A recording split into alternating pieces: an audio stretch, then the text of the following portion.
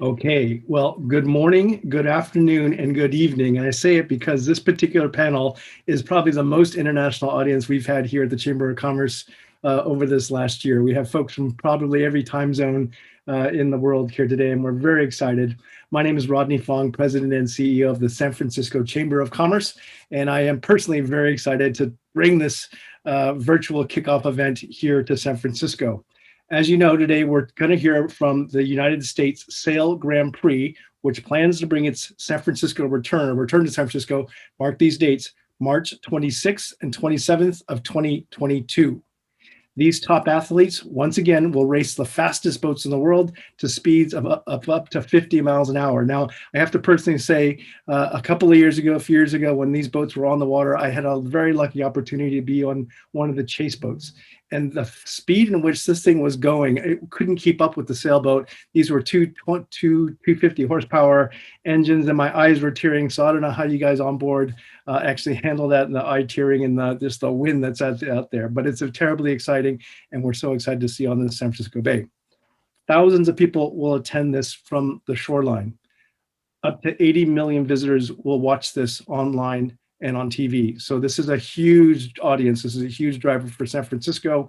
And as you know, San Francisco and around the world, we're coming out of COVID-19. These are drivers. These are events like this, conventions, are economic drivers for San Francisco as we return.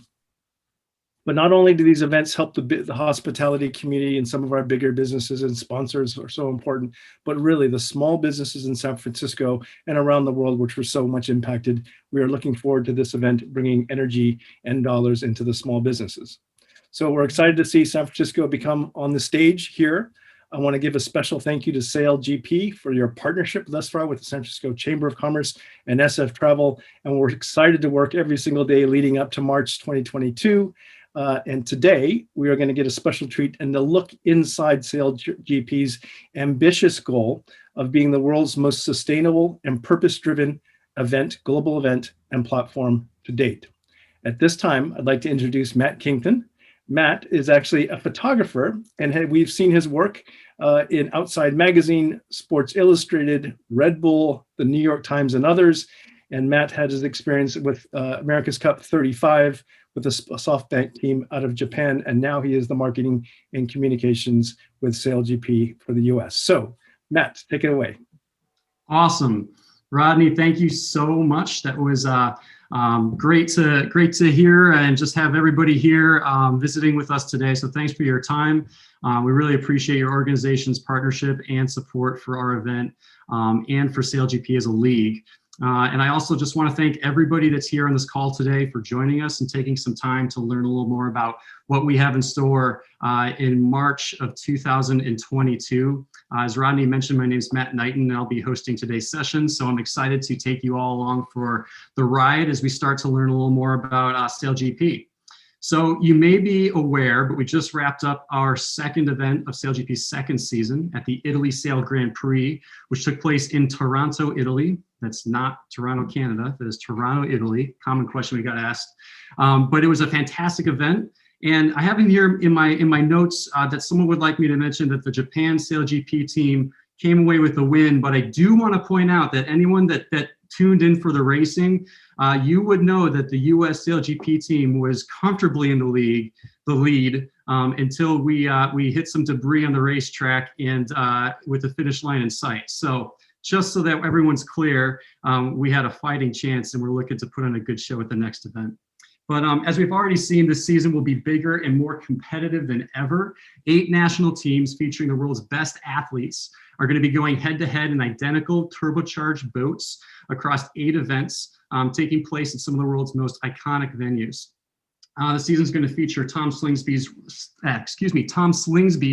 reigning champions, the Australian SailGP team, along with a star-studded crew or star-studded other crews that include the biggest names in the sport from Denmark, France, Great Britain, Japan, New Zealand, Spain, and of course, the United States SailGP team, led by our own driver, Jimmy Spithill, who I'm sure many of you are familiar with from his America's Cup defense in San Francisco in 2013.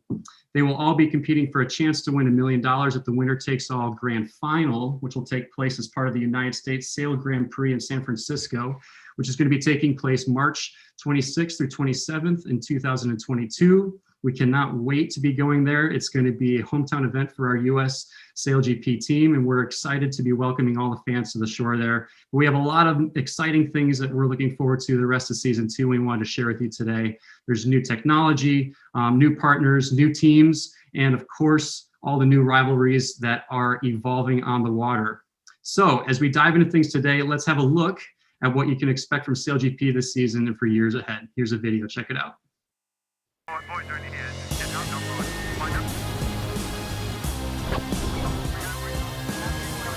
We welcome you to the port city of Taranto, the host for Event 2 of SailGP's second season.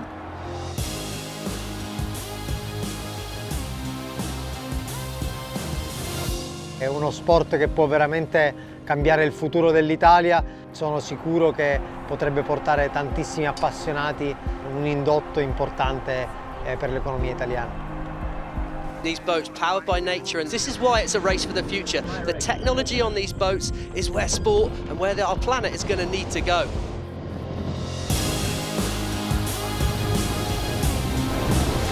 Today, the locals certainly embracing this event. To over 900 spectator boats line the racing area. A lot of action, the location was great, the logistics was fantastic.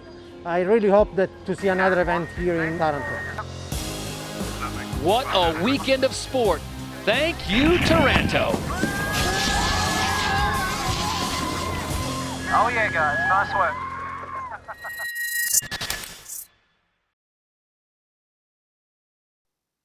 Okay, guys, so just a little bit of a taste there of what we have coming down the pipe here when SailGP continues and when we bring it to San Francisco in March of 2022. I can say as someone who's photographed this sport all over the world from up close and afar, on board the boats and off the boats, the F50 catamaran that you've seen in that video, the one that we race here at SailGP, it creates some of the best action and the most intense competition that you will ever see. It actually feels even faster than that video made it seem, which is probably pretty hard to believe. You literally can get thrown off these boats, guys.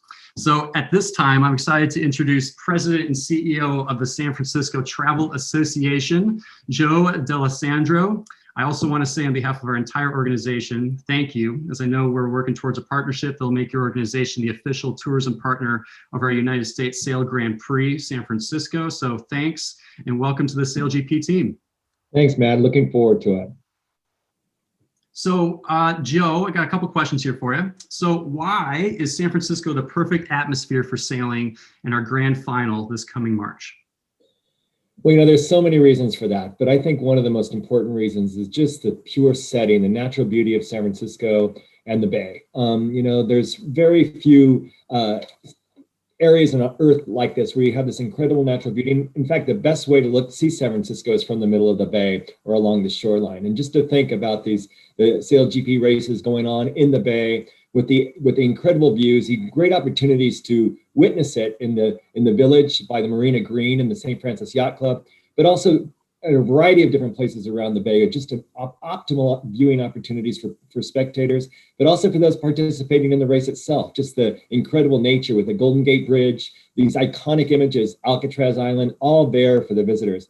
And San Francisco also has the incredible winds in the bay. So it really does make sailing an optimal sport to do in the bay. And the Sports Business Journal just named San Francisco the Sports City of the Decade, because not only are professional sports teams that we have, like the San Francisco Giants and the Golden State Warriors and the San Francisco 49ers, but our ability to host major events like the Super Bowl 50, America's Cup, and others. Just this last weekend, in fact, we hosted the U.S. Women's Open Championship here in San Francisco, and it was a great thing for us. So we're very enthusiastic. We're very enthusiastic to welcome it back and to have the grand finale here in San Francisco. Our gate is open and it's ready for SailGP. That's awesome, Joe. Yeah, I can speak from personal experience, having raced or sailed alongside the guys as they race on the bay, that the guys, the athletes on our team at least, they think that San Francisco is one of the best venues in the world, if not the best venue to compete in. And I know that sentiment is echoed across our entire organization. We cannot wait to go back The racing is incredible, the city's incredible, and the views are just awesome. So tell me, how does SailGP's mission align with the values of San Francisco? Well, I think there's a real incredible alliance of the missions between San Francisco, between our community and SailGP. The mission to champion a better world powered by nature is so fitting because San Francisco is one of the greenest cities in the United States, and we're really focused on sustainability, and I know you are too. SailGP's goal of a cleaner tomorrow aligns perfectly with San Francisco spirit of innovation and how we move forward and continue to shape the future here in San Francisco.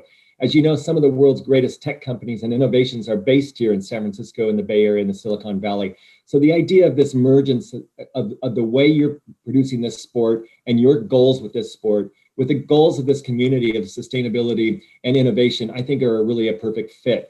And SailGP matches our vision and sustainability and innovation to a T here in the Bay Area. So it couldn't be a better fit for the race. That's awesome to hear. No, we're looking forward to coming back there and being able to be a part of the community. So last question, we're hopeful that international travel is going to open up and the fans are going to be able to start coming to San Francisco from all around the world to watch the grand final in March 2022. And we know you're a passionate Italian. So what would you say to your fellow Italians to get them to come to San Francisco for this? Venite qua San Francisco con noi. Siamo sempre aperti. No, we're very enthusiastic. The race just last week in Taranto was a great example. San Francisco has also always been one of the most popular destinations for international visitors in North America. In fact, when visitors during this pandemic were asked where in the United States they would like to go as a visitor, San Francisco is in the top 3 choices by every single major market. So we're very enthusiastic about that. Our gate is open. This next week, California opens fully from our pandemic shutdowns, and we're very enthusiastic about that. San Francisco is the most vaccinated city in the United States. We're very excited about that. It's a safe place to come, and we're really excited about this opportunity. So the world loves to come to San Francisco, and we're ready for the world to come here, and we're very much welcoming the world and looking forward to it. That's great to hear. We're excited to help along with that, and we're going to have to double check your Italian with Jimmy Spithill later in this program because I hear he knows a little bit of Italian. So thanks, Joe, for your support and partnership. We really appreciate all that you and your team at San Francisco Travel have done for SailGP, and look forward to working with you guys through the lead up to what's going to be an awesome finale to our second season. So. Now, guys, I'd love to welcome our CEO of SailGP, Sir Russell Coutts, who many of you will probably recognize, and ask him a few questions and introduce him to the San Francisco community here. So SailGP has experienced tremendous growth as it gets into its second season here. We just, as I mentioned, wrapped up our second Grand Prix event in Taranto, Italy. Russell, can you take us through your vision for SailGP and the unique aspects of the property and what makes it different than any other sailing or racing property in the world? Yeah, thanks, Matt, and thanks for those words, Joe. We're looking forward to getting back there. But in many ways, we're uniquely positioned in the sports world because we're powered by nature. And now that we have these incredibly fast hydrofoiling boats, we have a product that's also highly entertaining to watch. And people have the perception, I think Joe mentioned it actually, people have the perception about what sailing is. They have this image of white triangles moving slowly against a blue background. But that's all changed now with these high-speed stadium racing that's far more entertaining and fan-centric than anything seen before in sailing. Boats that achieve similar speeds to what we drive on the freeway. I think Joe mentioned 50 miles per hour. I think they'll be doing a little faster than that, closer to 60.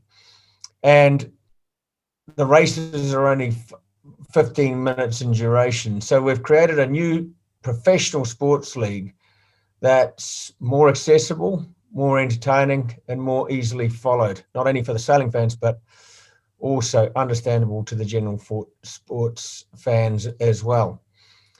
And we're also using it as an example for how we can accelerate change towards a cleaner and better planet. So our focus really is to create, first of all, better sport by making it more exciting, more entertaining, and more inclusive. and also, secondly, a better planet by promoting the change to better practices and clean energy solutions that are powered by nature. And if we take a step back for a moment and reflect back to the beginning of 2019, when we started SailGP, we've made tremendous progress. We started back then with 6 teams in 5 venues, whereas now we have 8 teams in 8 venues. And we're now distributing our broadcast to 175 territories worldwide, and our first event, season 2 in April, actually achieved some new records for us, where, as Joe said, we have audience, including secondary coverage of 87 million. We've just completed our second event in Taranto, Italy, which was a fabulous event, exciting right to the end. We actually had 3 different teams on the podium in Taranto to what we saw in Bermuda, which shows just how competitive and tight our racing is. And from an athlete perspective, we have the very best sailors in the world racing against each other in these incredibly high-tech, but most importantly, identical boats.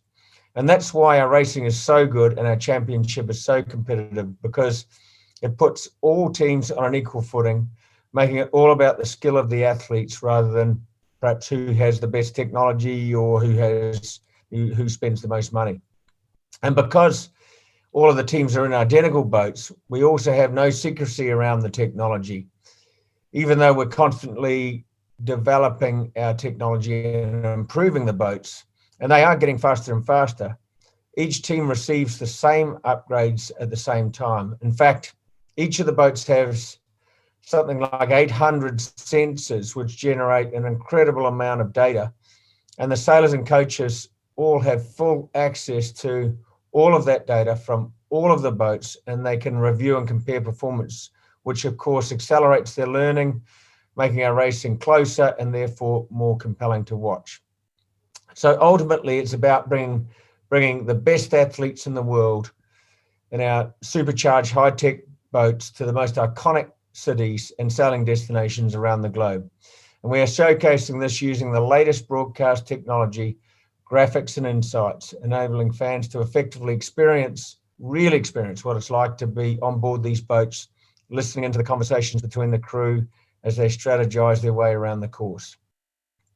That's awesome. Russell, you just triggered a quick question. This is off script, but I wanted to ask you. So I know, you mentioned that we've got all the best athletes in the world wanting to race here. We're going to hear from Jimmy why he wants to be here. You are one of the most, well-known, legendary athletes, frankly, in our sport, and you have a good vibe on all the guys. Why do all the athletes, the best ones in the world, want to come and race SailGP? What have they told you? I think all the top sports people test themselves against the top athletes. Ultimately, you compete in sports to find out how good you are and test yourself. And I think they all want to see that, and they all want to race against each other in equal boats. Absolutely. Yeah, that's kind of what I've heard from everybody I've talked to as well. And we're going to hear more from that with Jimmy. And that's been the real decider with SailGP that makes the racing so competitive and compelling to watch. And it creates amazing rivalries. So Russell, SailGP is entering into the season with a supercharged purpose agenda that goes far beyond sport. Can you tell us about the vision and purpose of SailGP, please? Well, yeah, exactly. This is all about shifting from intent to action. And I think we all, we need to act faster if we want to stop and ultimately reverse the negative impacts of climate change. And in sailing, our ocean is our racetrack. And when you're involved in sailing, you can't help but be impressed by the beauty of the ocean and just the power of nature. But the good news is that everyone is now beginning to recognize the need for change. And the other bit of good news is that when we act properly, the ocean can recover, and so can our planet. And at SailGP, we're of course powered by nature, and we're using our global platform to showcase new technology and better practices to accelerate change towards a cleaner and more inclusive future. Things like the transition to electric-powered boats, or our remote broadcast, or our remote race operations, or remote umpiring, which significantly reduces our carbon footprint. And I'm proud to say that we're leading the way as the first climate positive sports and entertainment property in the world. So we're very proud about that. Russell, that's awesome. Thanks for sharing. And everyone, we're going to be hearing more about SailGP's purpose-led agenda from Fiona Morgan, who's our head of purpose and impact at SailGP a little bit later on here. Russell, moving forward, so I know SailGP's partners are crucial to the success of the league. Can you tell us a little bit about some of the exciting projects that we'll see this year with existing and new partners? Yeah, absolutely. Well, in terms of our new partners, we've been fortunate to add some of the leading companies within their sectors that join Season 1 partners, which, well, some of the major ones were Rolex, Oracle, and Rockwell. So this year we've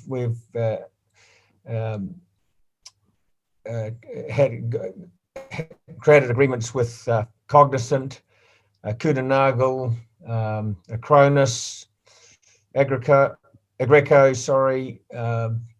Red Bull, Baron Rothschild, and GoPro.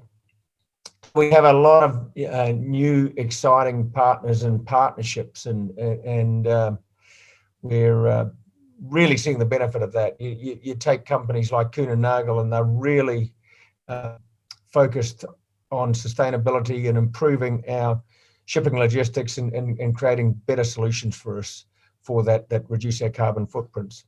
We also have a lot of new exciting venue partners and partnerships. Our venues include Bermuda, we've heard about Taranto, Italy, Plymouth, England, Aarhus, Denmark, Saint-Tropez in France, Cadiz in Spain, Christchurch, New Zealand, and of course we'll be finishing our season in San Francisco. Plus, we have some fantastic broadcast partners, including Fox, CBS, Sky Sports, Ryze, J Sports, and Canal Plus, to name a few. So lots of things happening, Matt, and we're really excited about it. Yeah, and I can speak to the Red Bull partnership because Jimmy Spithill is going to be speaking later, a Red Bull athlete. We've got some really exciting things in store for later this season, and even as soon as our next event in Plymouth with them. But Russell, can you tell us? We just have a couple more questions here. Can you tell us what it means to you and the championship to finish the second season in San Francisco next March?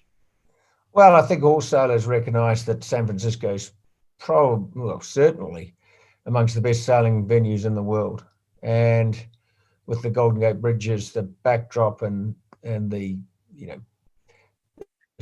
the fantastic wind conditions that are almost guaranteed to produce high speeds and competitive racing, it's a perfect venue, and it means everything to be able to say that our champion will be crowned on the bay that has provided so many great memories for the sport. And I'd also like to say that the US market is a major focus for us. It's one the sport of sailing has candidly struggled with in recent times, but we are committed to the US, and there is currently a resurgence of junior sailing talent in the US, and we're seeing strong growth in our US audiences with our broadcast. So it's great to be back in San Francisco, and I think San Francisco is obviously, as Joe pointed out, a leading city in terms of technology, innovation, and sustainability. So we are fundamentally we're connected with San Francisco. We have a lot in common, so it'll be fantastic to put on some great racing whilst also leaving a positive legacy, especially with our youth and community engagement programs. Yeah, and like I said earlier, we can't wait to go there. You mentioned to race. I know our team is chomping at the bit. So, okay, last question for you, Russell. Put you on the spot. Who's going to win season 2 in San Francisco? Who's your money on? Don't be political. Come on. Well, I've already said, in our first 2 events, we've had 3 different teams on the podium in each of those 2 events. But I can't help but think the Americans will be very competitive, and it's not just because Jimmy Spittill's on the call, but of course Jimmy's very comfortable in San Francisco. After all, it's the place where he staged one of the greatest comebacks, not just in sailing, but it's got to be right up there in terms of all sports. But so far this season, it hasn't gone their way. They were taken out by an unfortunate collision in Bermuda when the Japanese collided with them. And then, of course, as you pointed out, Matt, they were winning in Taranto right up until the last moment of the race when they hit a piece of debris and broke the rudder. So you won't often hear me say this because I usually avoid using luck as an excuse, but especially in Taranto, that was incredibly bad luck. And I have to believe they would probably be winning the championship at this stage if it wasn't for those 2 unfortunate circumstances. So yes, I guess if I had to pick a winner, I'd probably go with the US team.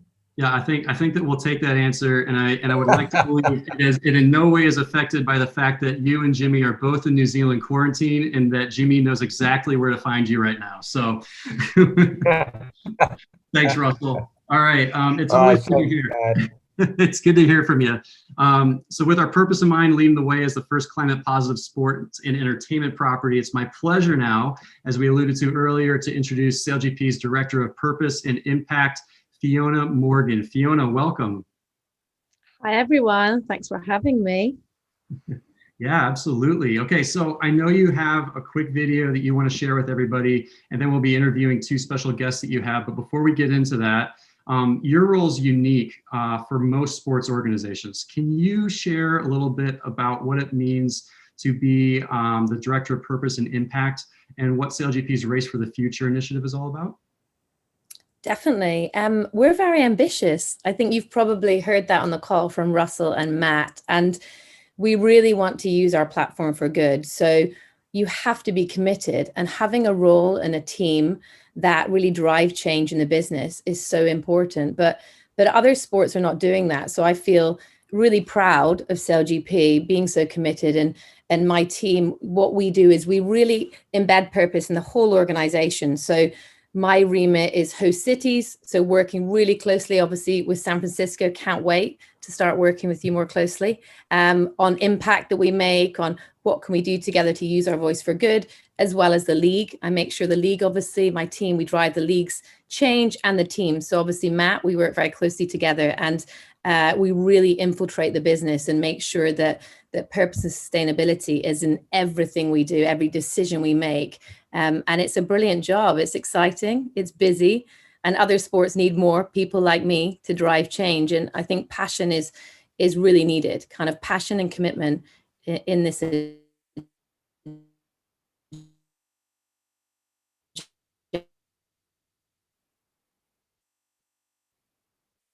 And in our DNA. All right, we may be losing you just a little bit, Fiona. You're breaking up just a little bit. No problem. So Fiona, we're going to see if your Wi-Fi can get back on there. But I think that what we'll do is let's continue and just move forward with playing the new Race for the Future video, which is going to really outline the purpose and vision and what our purpose-led agenda with SailGP is all about. So here's a little video with what's in store.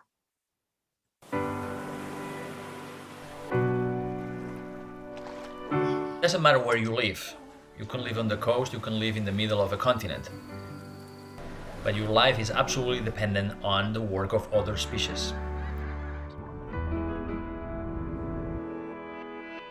The problem is that we have been abusing our natural world so much that nature cannot keep up with us. We are destroying our only home. We are unplugging our life support system for short-term gain. But the world is moving, and there is huge momentum. There is no going back.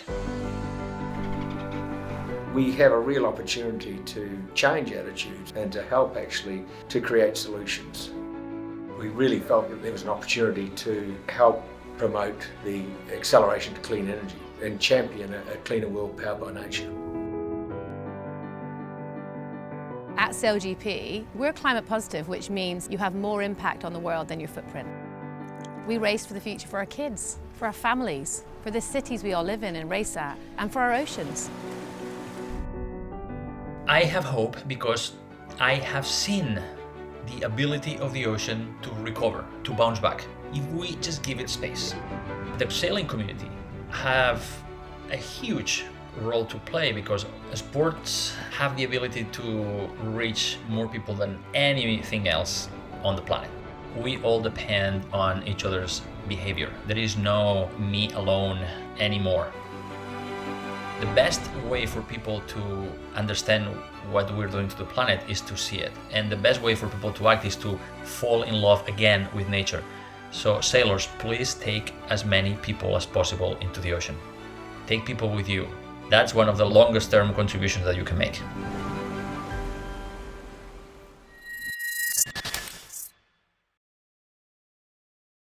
Guys, so we're going to try again here. So Fiona, are you back with us? I am back. I am back. Sorry, everyone. Technical. I'm in quarantine too after the race. So technical difficulties in quarantine in London. No worries. All right. Take it away, Fiona. So I was just explaining Race to the Future, and I think that video says it all. I think there's a problem that we have to solve, and the way SailGP look at it is really accelerating racing for change in everything we do. So we take full responsibility of our footprint, of our impact, and actually we've set a 55% reduction target of that footprint, which, you know, is really critical that sports do that. And not only athletes like Jimmy Spithill and Russell can win gold medals. We actually yesterday, the UN Sport for Climate Action and UN Climate Neutral Now awarded us 3 gold medals for our carbon strategy. So we really want to take responsibility and drive change in what we do as a league. So there's that element. And obviously, like Russell touched on, power by nature. We need a clean world powered by nature and clean energy revolution. And we want to drive that change through education and through the way we operate. So at events, the power we use on water, the boats we have, everything we do, every detail, we look at how can we champion this world powered by nature. And the last thing I want to say is the big part that teams play in the league, and athletes inspire people. So all of our teams, which is really unusual in sport, race for purpose. So we work together, they all have their own purpose, and I think Matt's going to talk about it later, but they have that higher purpose instead of winning on the water, and they want to do good, use their voice for change. And so it's really inspiring that we're redefining performance and leading the way in what we do here at SailGP. That's awesome, Fiona, and yeah, we'll hear it in the video in just a second here, but I love a quote I heard recently that says, you know, athletes, who better to inspire people than athletes who have been faced with challenges and overcome them. And so they're directly relevant to organizational purpose. So Fiona, you have, I think, 2 folks that you want to introduce as part of our league's commitment to purpose. I do. I'm a big believer in partners and collaboration. And so we have 2 leading sustainability organizations here today who work alongside the league in cities and businesses to inspire change. So I want to introduce, I have George, I think, and Freddie, who are going to be our guests today, who we're really proud to work alongside, and our new partners. So really exciting. You're getting a sneak peek of some of our really big new partners. So firstly, George is from CDP, and those who don't know, CDP is a non-for-profit charity, and it runs global disclosure system for investors, companies, cities, and regions to help them manage their environmental impact on the world. And George has been leading our partnership, our unique partnership we'll talk about, and he is Global Head of Sales and Business Development. So welcome, George. Thank you, Fiona. I'm going to introduce now Plastic Planet as well and have all of us on the screen together. So Plastic Planet, A Plastic Planet was founded in 2017. And they're a lead campaigner, a solutions-oriented organization. They want to turn the plastic tap off. They really use their voice for good and are very vocal. And Freddie here today is one of the founding members of that organization. And they are advising the league on how we can make sure we have no single-use plastic and really help drive that change throughout the league. So Welcome and thanks for joining us, our two amazing partners here with us today. So George, I'm going to start with you to ask a few questions. So tell us a little bit about the critical role that CDP plays in cities and changing cities. Obviously, we're talking about San Francisco today, but really kind of explain that, what you do and why it's so important that cities, race for a better future. Certainly. Well, to put it in perspective and to provide a little context, more than 800 cities representing a little bit more than 800 million people disclosed their climate and environmental data through CDP last year. And for all of us to avoid catastrophic climate change, we need to reduce global emissions by 50% by 2030, and we need to further reduce emissions to net zero by 2050 in order to be in line with the 1.5 degree pathway. Now, cities are at the forefront of this challenge, and they have a vital role to play in meeting global targets, since cities account for up to 70% of all global emissions, and because, frankly, 55% of the global population resides in cities. So CDP provides cities, in the first instance, with a platform where they can report their actions using our standardized questionnaire, report on their activities, and measure and track their actions relative to established environmental targets or commitments. Given that CDP is the world's largest repository of voluntary disclosed environmental data, we're able to mine that data for valuable insights and trends that we then feed back to cities in the form of reports, trend analyses, best practices, and so forth. Via our scoring and feedback mechanisms, we provide insights as to a particular city's own actions. Importantly, CDP also works to support cities through its involvement in a number of mission-oriented networks. This would include the Global Covenant of Mayors, C40, which is a climate leadership group of about 97 cities around the world, and ICLEI, Local Governments for Sustainability, which is a global network of more than 2,500 local and regional governments committed to sustainable urban development. Our work with these and other entities and networks is with the aim of coalescing around policy aims, assisting in the development of city climate plans, and promoting the setting of ambitious environmental targets by cities. And lastly, by itself, CDP also functions as a convener. We offer training webinars and workshops that allow cities to engage in a manner where participants can gain knowledge and share best practices as it relates to transition planning. So those are some of just the basic ways in which we support cities. It's brilliant. And cities are critical, like you said, to success in a better planet. So it's really exciting that we're going to be working together, and our partnership is launching soon. So this is kind of a sneak peek for everyone on the call. And George, this is unique. This is the first time CDP has really ventured into sports and entertainment. So talk about why you want to work with SailGP, why you chose us, and a bit about what we're going to do together. Well, you're right. And to be perfectly candid, when we first started having the very first outreach conversations, a number of us scratched our head and said, sailing, how does that really fit in with CDP's mission? Literally, that was the first response, and with about 3 people, including myself. However, the more we discussed it, the more we realized it made complete sense. And there are really 3 reasons why we chose to work with SailGP, and we're excited and committed to the partnership. And one is obviously CDP and SailGP share a common mission. Our mission, and you alluded to this earlier, is to focus investors, companies, and cities on taking urgent action in order to build a truly sustainable economy. And to do this, we encourage companies and cities to measure and understand their environmental impact. SailGP's mission is, by my reading, to provide a unique and exciting sports and entertainment platform that has sustainability principles embedded throughout its entire operation. And I believe that the power of SailGP's example and the wide exposure of the media allows SailGP to be a messenger and an agent for change, and we need more of those. And so I think in that way, our missions are very much aligned. Secondly, I believe SailGP's platform will enable CDP to reach a broader audience with our message. And I believe it will increase CDP's mindshare with breakthrough and importantly, unique messaging.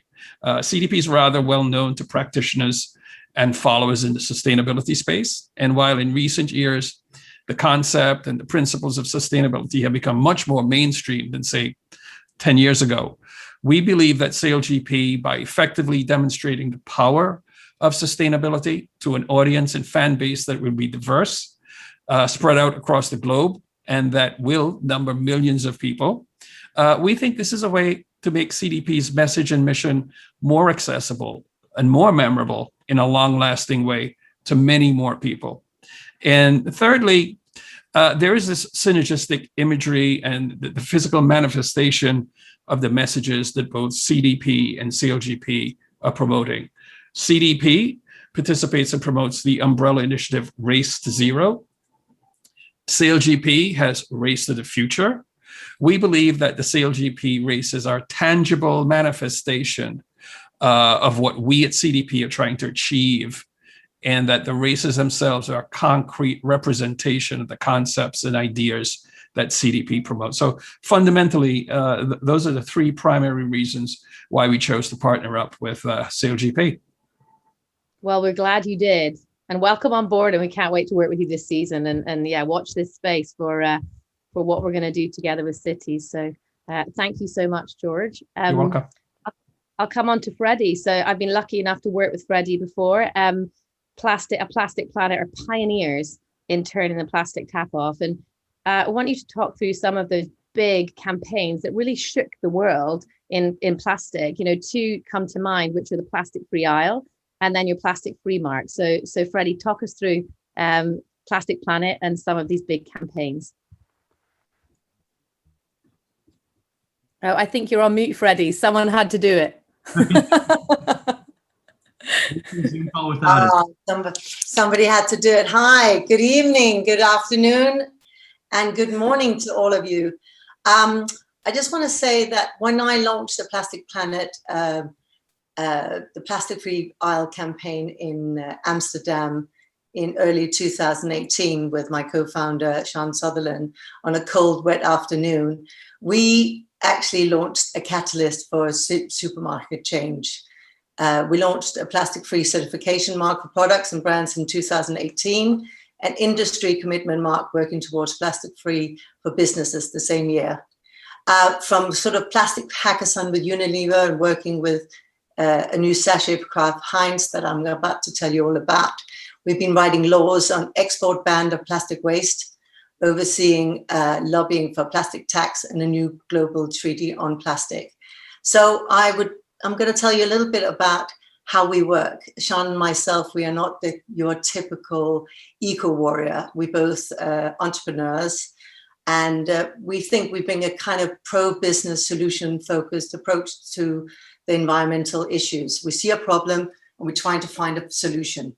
So we've been working with these huge tankers of big businesses. And one of the things that we're really proud of, we have been doing the last 2 years, is working with Unilever, their VP team, on their first circular by design product using a refill system.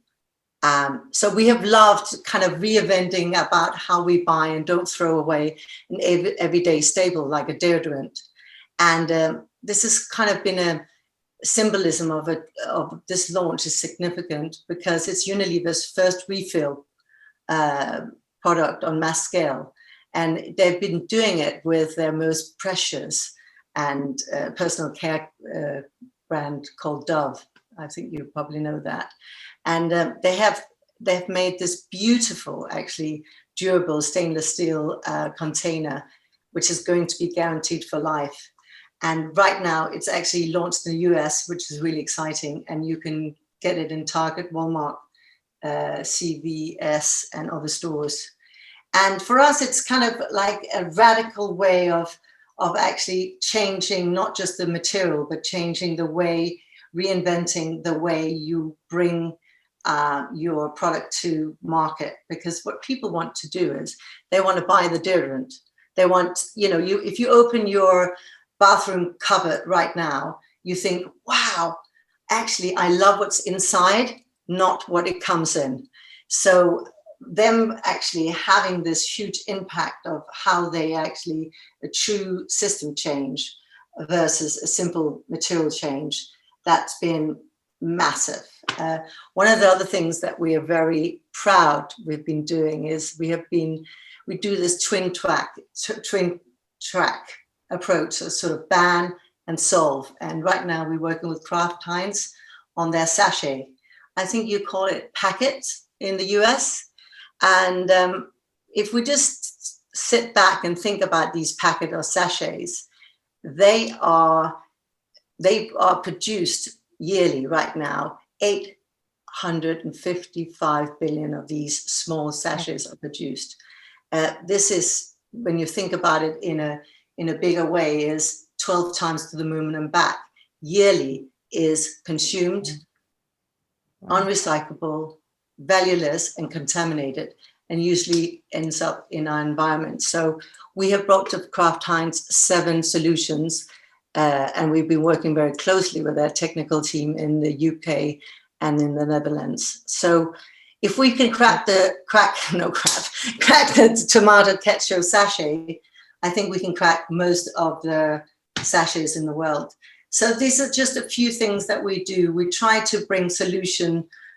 We see a problem and we bring solution, and that's what we're hoping to do with SailGP.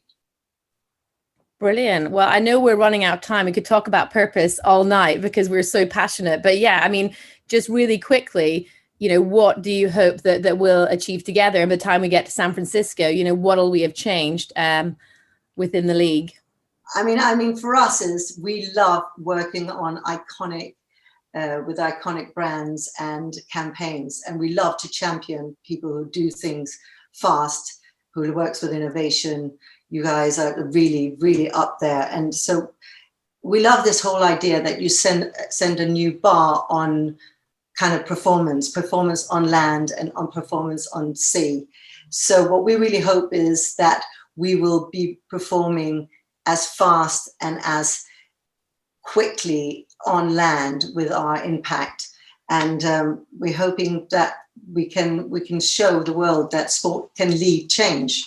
So with SailGP, we're hoping to ignite and inspire these host cities to revisit and look at. I know San Francisco has been talking about plastic for a long time, and maybe come into a way of changing the way, maybe one or two things that the city can change forever, and bringing this awareness with us as we sail around the world. So we're really excited. We think what you're doing is incredible, and we are so happy to be part of this amazing young, because we're both very young, new way of taking on the way we can do. And if we can get business along the way to kind of feel the way of how we are going to look at solving some of these problems, that will be really exciting. Well, I'll thank you really quickly and hand over to Matt. Thank you for the amazing partners. We need partners to drive change. So thank you too, and can't wait to work with you. And I'll see you all in San Francisco. Those on the call. Thanks so much. George, Freddie, it's awesome to meet you guys. Thanks for joining us. Fiona, thanks for sharing about SailGP and our race for the future. Like you mentioned, I know purpose is at the center of everything that we do at SailGP, and we're all really excited to be a part of it. So where we're going to go next is bringing in a man that many of you in San Francisco probably know. His name is Jimmy Spithill, and he is the CEO and driver of the United States SailGP team. Everything we do here at SailGP, in addition to the purpose, it really is about the athletes. We would be nowhere with the fastest boats on the water if we didn't have the best athletes in the world to race them. So Jimmy, welcome to the program, and had a few questions for you here. Yeah, morning. Good evening. Hi, everyone. Thanks very much for having me. Awesome. So, all right, Jimmy, you've accomplished almost all there is to accomplish in this sport. That is not an understatement. Youngest helmsman ever to win the America's Cup. and then orchestrated what we all know on this call was arguably probably one of sport's greatest comebacks when he came back from an 8-1 deficit to win the 2013 America's Cup in front of a huge crowd here in San Francisco. I know ESPN compared that victory to the Red Sox when they came back against the Yankees, and it's up there with those sporting moments. So with all that success, can you share what brought you here to SailGP? Yeah, thanks, Matt. I mean, look, I watched season 1 from the sideline, and what I saw was the best sailors in the world, fastest boats in the world, sailing in, let's face it, some of the most iconic venues and stadiums on the waterfront in the world. So, to be honest, it wasn't that difficult a decision for me. As an athlete, I like challenging myself. I like going head to head against the very best in the world. And the beauty of this competition is everyone has the same equipment. There can be no arguments about someone having better equipment than the other person. That's actually the case in our sport at times where you get differences of equipment. But at SailGP, everyone has the exact same boat. And I'd say last and not least is the prize money. Look, some people say it's not about the money. Well, I've got to be honest with you. I beg to differ there. I am heavily motivated by $1 million. I mean, honestly, this is the largest prize purse in the sport of sailing. And Jimmy, I mean, we're stoked to have you here. It sounds like you had major FOMO last season, if we can call it that. And, I think that what's cool is we know that the team is here to win. We talk about it a lot. Like that's our driving purpose from a competitive standpoint. But I know that when you joined on to SailGP, that we also looked at how we could expand the United States SailGP team to have a purpose that's off the water. I was wondering if you could tell us a little bit about what our team is doing here in the United States. Yeah, well, I really challenged our team when I came on board that I wanted to reestablish the US as a powerhouse in the sport of sailing.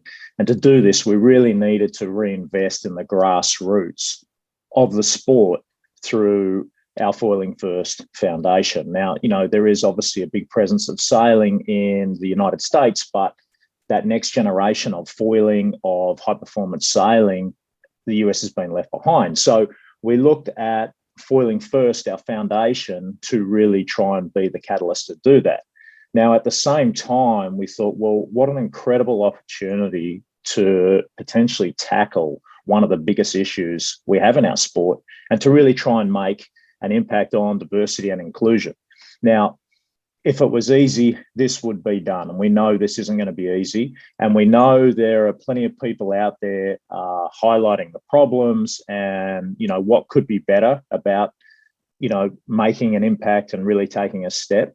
But we sort of thought, look, given that there's so many people talking about it, there seems to be less people actually doing it. And we really wanted to be part of the movement of people that are actually taking action and actually taking a step to make change and do something about it. Yeah, and I know you mentioned if it was easy, why hasn't it happened already? And it's a big issue that faces our sport. And I know that we've kind of created as part of our Foiling First pathway program that's going to help advance diversity and inclusion in the sport, some really key partners. Can you tell us a little bit about our team's partnership with Ryze? And then we have a little video we'll share quickly on that partnership. Yeah, well, as our Race for the Future partner, we have chosen Ryze because quite simply, they are the leader in the sporting industry on driving and educating when it comes to diversity and inclusion. You only have to look at some of the sports properties that they're associated with. I mean, NFL, NHL, baseball, NASCAR, I mean, the list goes on. So for us to be able to partner with Ryze is just such a huge step forwards for us in the education process for our sport. And I think this video that we're going to show you will really speak to all the great work that Ryze is doing in the sporting world, especially in the United States. Awesome. We'll roll that video real quick, guys. SailGP has launched Race for the Future. For the US team as our purpose, we've really focused on racial, gender and socio-economic diversity in the sport. So the way we're going to do this is by launching our Foiling First program, which is an athlete development program which encourages diversity. But we chose Ryze because they are the clear leader in the United States of America in championing and helping to really educate people about diversity and inclusion in sport. I mean, Ryze have worked with the biggest franchises and sporting competitions in America, NFL, NASCAR, I mean, the list goes on, to help educate all of the people involved. Ryze is a national not-for-profit with the mission of educating and empowering the entire sports community to eliminate racism, champion social justice, and to improve race relations. Ryze is so excited to work with the United States SailGP team because in this partnership, we get to engage with a sport that is predominantly white, and many things about this sport are and feel exclusionary. I think the challenges facing sailing when it comes to discussing these issues, they're actually pretty similar to ones that we see with a number of sports organizations we work with, whether it's PGA or NASCAR or NHL. So excited to be a partner in Foiling First because it is an intentional way to address a challenge in facing the sport, right? So we will be providing virtual and in-person sessions on topics such as racism and anti-racism. We will be training coaches and athletes on these topics and building the skills that we know are necessary to address these conversations and to build inclusion. And if we are really going to move the needle, if we are really going to be inclusive, everyone's got to be involved and everyone's got to be invested. And so this partnership really reflects that reality. And I think that reality is what's going to make real change. So the United States is in a unique position because we have an incredibly diverse country. We've got 300 and some odd million people that are ready to jump on board with a winning team. If we can tap into that resource to increase our participation in the sport, that makes our sport better. So we want to take action. We think this is a great first step, and we look forward to continuing it and seeing it grow. So as Jimmy mentioned, we're excited to be partnered with Ryze as part of Race for the Future, as SailGP is looking to be purpose-led, both in bringing change to our sport as well as to our planet. So, all right, Jimmy, final question here. What does it mean to you from a competitive standpoint to be returning back to the Bay and compete in front of an American crowd? Yeah, look, Matt, it's pretty exciting to go back to San Francisco. I mean, the last time we were there was when we pulled off what a lot of people, consider, well, what I've heard is arguably the world's, one of the greatest comebacks in sport. And so, look, it is the ultimate venue. I mean, my memories from that period being back there are just the massive crowds that were lining the shore coming down there. I mean, you don't get a better venue for sailing in San Francisco. It's a little bit like going to Hawaii to Pipeline for surfing. I mean, it's a real sort of intimidating place. Anyone that's been there in the summer knows it's very windy out on the harbour. You got Alcatraz, you got the bridge, but the key part is that it is the best stadium in San Francisco, and there's some pretty nice stadiums in San Francisco now.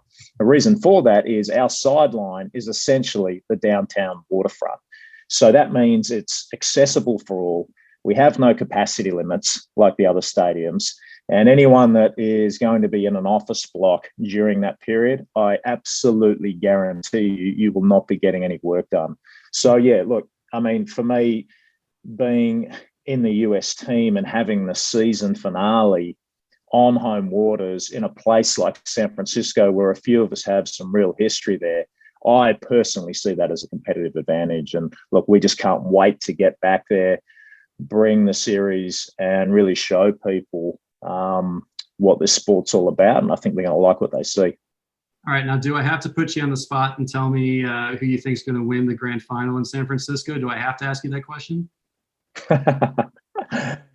You'll just have to wait and see, mate. But as you know, we're very, very motivated. I love it. All right. Thanks a lot, Jimmy. Okay, finally here, guys. I know that we're running tight on time here. We have one more panelist that we want to introduce you to, and that is Josh Gold. Josh is our head of U.S. sales and VP of global partnerships here in the United States. So, Josh, wanted to introduce you really quickly. I know you're at a unique position within SailGP. You have a history of working with organizations like the NBA, AEG. Part of some really big music and sporting events. So what's it been like to integrate brands into the SailGP Championship? Yeah, no, thanks, Matt. Excited to be here. I mean, watching that Ryze video, I mean, literally, I was getting pretty emotional because I know that so much work has gone into that. And, you know, you and Jimmy and our entire team have been so dedicated to putting that together. And we're just launching it. So it was great to see. And I'm so excited that we're able to share that with everyone on the call today. I think I've got a unique perspective coming, you know, into SailGP, as you mentioned, with some of my background when I joined 2 years ago. 2 weeks before the event, my first event, which was the first San Francisco Grand Prix event, I was at Coachella for work, and I bring that up because it's arguably one of the most marketable events in the world. Yet when I was on a chase boat going nearly 50 miles an hour with my eyes watering, as Rodney brought up earlier today, and I looked back at the crowd and I looked at our grandstands and the water literally spraying off of our boats.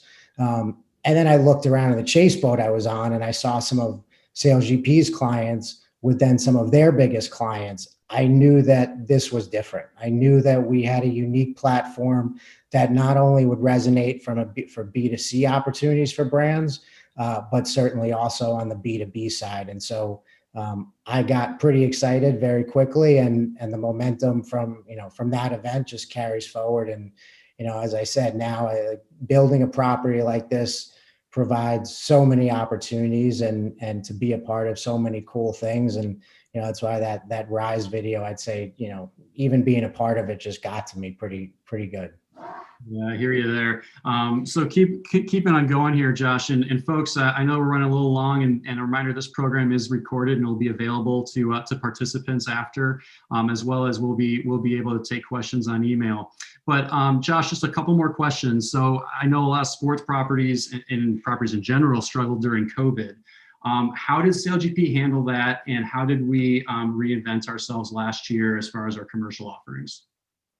Yeah, I mean, it's a great question. I mean, look, when I started 2 years ago, as Russell mentioned earlier, we began with 5 events and we were 6 teams. And now, you know, through a period of downtime and COVID, we've come out of that and we're now 8 teams and 8 events. And I can share that we've got interest from multiple countries who are looking to insert fully commercialized teams with committed sponsors into our championship, as well as a number of cities who are seeing what we're bringing to a number of destinations around the world who are also very interested. So it's extremely exciting from that front. And, you know, I would say you tied to COVID, I mean, the sports industry and the event business, it's no surprise that, you know, there were a ton of challenges during this period. And you had a lot of leagues and teams retracting. You had partners trying to figure out what they were doing. And the reality is we grew. You know, we grew during that time, and as we look to grow to 10 to 12 teams with 10 plus events on an annual basis, you know, not only did we leapfrog that calendar, you know, our progress point during that period, but, you know, we are truly gaining momentum. And it's showing because we've got people all over the world who are taking notice, but ultimately they're looking to take action, get involved. And then, you know, from an investor and ownership perspective, we also were fortunate. We got an investment from Endeavor. And for those who aren't familiar, they're one of the largest sports and entertainment companies in the world. They're the owners of properties like UFC and PBR, and they're partners of Wimbledon. And they're one of the biggest talent agencies on a global scale. And so sitting on the commercial side, you know, to have ownership that's committed to really growing this thing with an investor like Endeavor gives me on the commercial side true confidence that we're committed to growing. And I would say that that's huge, because when I'm sitting across from CMOs and CEOs and they're looking at us as an emerging property, they want to know that we are going to be around. And when you look at the commitment from ownership and investment in a company like Endeavor, it truly fortifies that. So taking that then, that success, how does that translate into success on the partnership side? Yeah, look, we've been really fortunate. I mean, when you look at, we've talked a lot about our purpose and what we stand for from an ethos as an organization. And I think we've seen that that's truly resonated in boardrooms when we've had conversations. And I guess you could say Zoom boardrooms, since we haven't been in too many boardrooms lately, unfortunately, but that is changing. You know, when you look at the race for the future and what we've been able to do with people like Freddie and A Plastic Planet and George at CDP, you know, who we heard from earlier, you know, those are two organizations working with some of the biggest municipalities, investor group brands in the world. And so when we're able to sit down with a brand and a partner and potentially let them benefit and bring them into a fold with some of the relationships that we've developed, it creates these, what, you know, I like to call 1 + 1 = 3 scenarios. And that can become pretty powerful. You know, I may also add that a lot of brands that, you know, myself and our team speak to, say what George said when we first reach out. Sailing, we're not into sailing, but it takes someone like George to really be open to a conversation and hear what we're about, and then get into a truly collaborative approach. And I think when those people do open the door and they start having those conversations, you're seeing the results of partnerships that are truly going to be special and ultimately deliver an ROI, which is really important for people, you know, on the other side of the table. And then when you talk about what we're doing in the US, and, you know, Jimmy obviously talked passionately, and I did, about the Ryze partnership, and a group like that who's working with the likes of the NFL and the NBA and NASCAR around their diversity initiatives. You know, our US team has big goals on and off the water. And so a relationship like that, where, you know, an ESPN picks up and is truly showing interest in what we're doing, tells me that we're really onto something. And then, you know, on a partnership side, from a brand perspective, during this period, you know, while a lot of properties are losing partners, we were able to fortify our relationship and grow our relationships with the likes of Rolex and Rockwell, who expanded their partnerships. And Russell touched on it earlier. You know, we developed partnerships with one of the leading logistics providers in the world, in Kootenai, and data is so important to our championship and what we do from it, with all the data that comes off our boats and how Oracle helps us with that. But then we also brought on Acronis, who's a global leader in cyber protection, because protecting that data is really important for our organization. And then in terms of how we power our events and what we're doing from a sustainability perspective, we were able to bring on a Greco who powers some of the biggest events in the world, like the Super Bowl and the Olympics. And, you know, let's not forget the celebration and the enjoyments that come with hosting people at our events. And we're also able to bring on Baron de Rothschild, who we will be drinking a lot of the champagne. And I think you saw in the video, you know, our Japanese team was spraying it and enjoying it themselves. Yeah. So Josh, that's awesome to hear. And look, I know that SailGP just started this season. I'm going to try and keep us somewhat within a respectable time here. So I'm going to ask you, give us the insight of SailGP's viewership and the impact on host cities as quickly as you can. And then there's one final quick question. Yeah, absolutely. Look, I mean, from a view, we started with nothing. I think that's important to hear, you know, 2 years ago, and we just started our second season, and we've been fortunate to really develop a broadcast platform where you've got many organizations. It's been written about that sadly, and as a sports fan and lover, it's hard to see, but you've got, you know, the NBA Finals and World Series and Masters who, you know, are having truly tough times with their ratings. And the reality is, you know, we just had our second event we just finished, which we're gathering the numbers on. But when you look at our first event in Bermuda this year, you know, year over year compared to our first event, in season one, we're up 127% from a broadcast audience of nearly 90 million viewers. And then from a dedicated, you know, TV audience, we had 5 million viewers, which was up 40%. and we're getting big strides from a digital and social perspective. And ultimately, we're able to return a 7 to 8 to 1, return for our partners and media value alone from what we've been able to develop. That doesn't include any of the activation points and what we're doing from a business to business perspective, et cetera. And so, it's a great position to be in. And then from an economic impact perspective, and what we're bringing to cities like we just left in Toronto, and what we're so excited to bring to San Francisco in our first season, we delivered over $150 million in total economic impact to our host cities. And that included $20 million to our event in San Francisco. So as we continue to grow and gain a lot more traction and a lot more interest, those numbers are only going to, I'm confidently say, continue to rise. And so we're super excited to be able to bring this back to San Francisco to close out the year. Awesome, Josh. All right, final question. How can people get involved if they want to align their organizations with SailGP and the United States Sail Grand Prix Grand Final in San Francisco next year? Yeah, look, we're fortunate. We're having partnership discussions every day, and it's definitely an exciting time. And there are three main areas that brands can get involved, as we've talked about. And obviously, the focus of this event has really been on what we're going to be doing in San Francisco, and bringing our season finale and our U.S. championship to the city.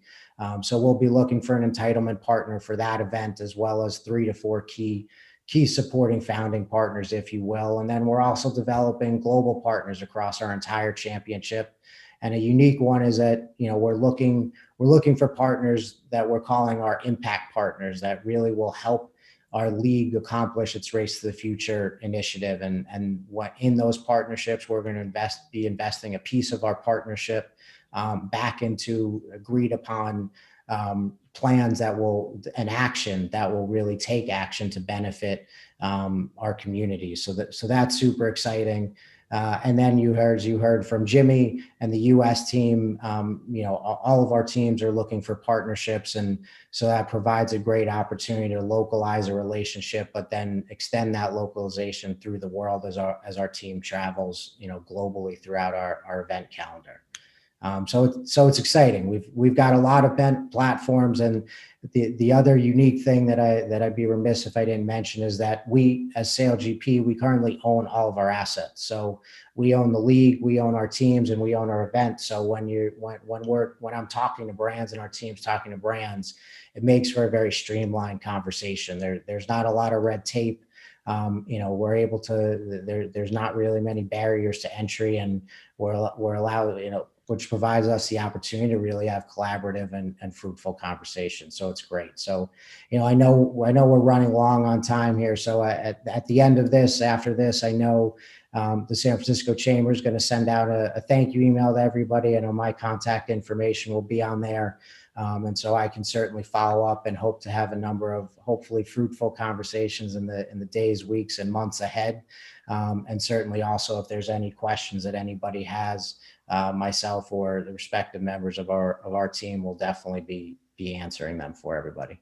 Awesome. All right. Thanks so much, Josh. Awesome to hear some of the statistics talking about SailGP's growth, and just exciting to hear all the new partnerships have been formed, and hopefully some of the new ones to come. So that's all we have for you, everybody, today. Thanks you so much for joining us for this virtual kickoff event. I know I speak on behalf of myself, the United States SailGP team, and the entire SailGP championship, that we cannot wait to come and end our event, our seasons rather, at the SailGP event in San Francisco, coming soon, March 2022. So make sure you're there, and we look forward to seeing you there. Thanks so much.